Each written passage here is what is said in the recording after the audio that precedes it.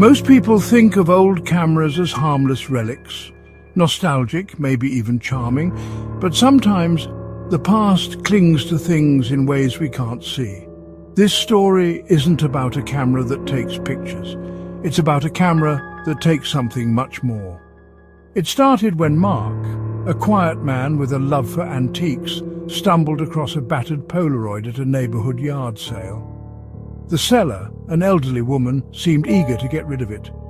Her hands shook as she handed it over, warning, "Some memories are better left undeveloped." Mark laughed off her words, thinking nothing of the camera's cracked leather and faded buttons.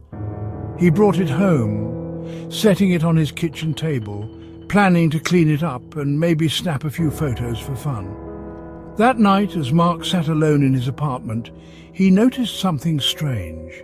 Every time he blinked, he heard a faint click, like a camera shutter snapping shut. At first he thought it was his imagination, the echo of a long day, but the sound grew louder, more insistent. Even with the camera turned off, the clicking continued, perfectly in sync with his blinks. He tried moving the camera to another room, but the sound followed him, always there, just at the edge of hearing. Then the photos began to appear. At first, they were just Polaroids scattered on his kitchen table, images he didn't remember taking. Each photo showed his apartment from impossible angles, from behind his own head, from the corner of the ceiling, from just behind his closed eyelids. The photos grew stranger.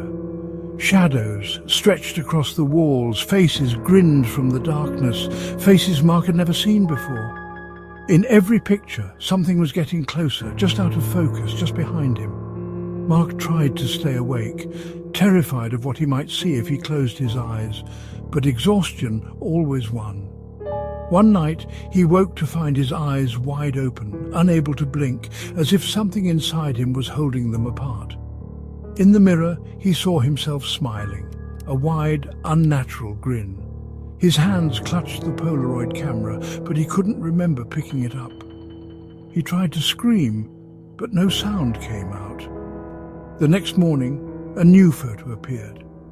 This time it showed Mark's face pressed against the inside of the camera lens, his eyes wide with terror, trapped behind the glass.